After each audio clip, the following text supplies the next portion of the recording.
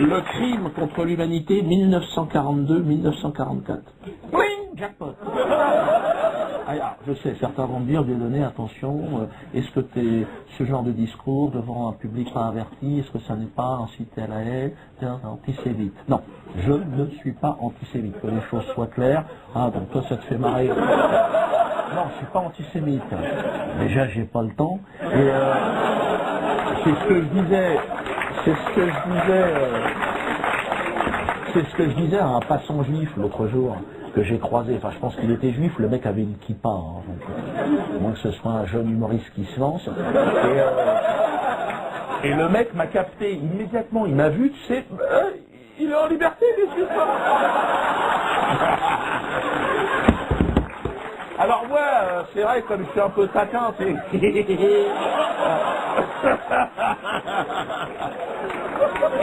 Le mec était terrorisé, il dit non, non, calme-toi, je vais pas te déporter. Calme-toi. Tu sais, j'avais rendez-vous dans un quart d'heure, j'ai pas le temps de faire grand chose. Détends-toi. Puis je me suis dit, Dieudonné, essaye de le calmer, tu le connais même pas, le mec, il te connaît pas, tout de suite il a peur, le gars. Antisémite! Je suis pas tombé sur un créatif, le mec, il balance son truc. Je lui dis, fais un effort. Je lui dis, d'accord, si tu veux, si t'as besoin, il n'y a que des antisémites, des méchants tout autour, calme-toi. Et là, elle me fait, t'as pas honte? Du coup, je fais un pas vers toi, fais un pas vers moi. Je dis, putain, honte de quoi? De ma race? Hein, ta mère la pute, de quoi tu parles? J'ai pas dit ta mère la pute, j'ai pas dit, je l'ai gardé pour moi. J'ai dit d'accord, j'ai honte alors, j'ai honte. J'ai honte, putain, j'ai honte. Là, il m'a dit, ouais mais t'en fais trop, tu te fous de ma gueule. Bah, j'ai dit évidemment que je me fous de ta gueule. Tu me laisses pas le choix, réfléchis. Honte de quoi? Puis là, il était parti. Là. Alors perdu pour perdu, je me suis dit je vais le pousser dans ses retranchements. Je suis taquin, le mec il veut jouer au con, il est quand même tombé sur une 5e dan. Ah j'y vais. Alors mais j'y vais en souplesse, là, bon je t'emmerde, faut quand même que tu saches.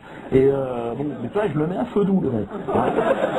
Bon, dès que j'arrive à ébullition, automatiquement je mets les pattes. Donc alors je le laisse partir, tu sais, il commence à sortir bon, les fondamentaux. Hein. Ouais, non, ma grand-mère, tu sais, sa grand-mère dans les camps de concentration, c'est en pyjama avec les numéros sur les poignets. Donc là, je me dis, c'est le moment de porter les stockades. Tu te décales, tu piques, tu comprends? Le mec, je lui dis, il faut que je te dise, ta grand-mère, j'en ai rien à foutre, on va commencer. Et je vais même te dire, je lui pisse à l'arrière. Bien évidemment, je n'aurais jamais pissé sur une déportée, bien évidemment. J'étais pas né. Et donc, je lui dis, qu'est-ce que tu m'emmerdes avec ta grand-mère? Est-ce que je te fais chier avec ma grand-mère, qui est morte grillée sous le napalm de l'armée française au moment de l'occupation du Cameroun? Et là, le mec, il fait, quoi? Je te parle de ma grand-mère? Tu me sors le livre de la jungle?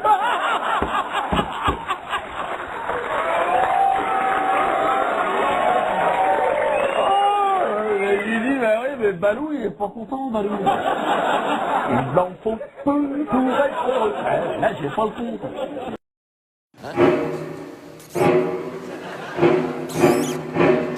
Au-dessus, il n'y a personne, hein. Je veux dire, il n'y a personne.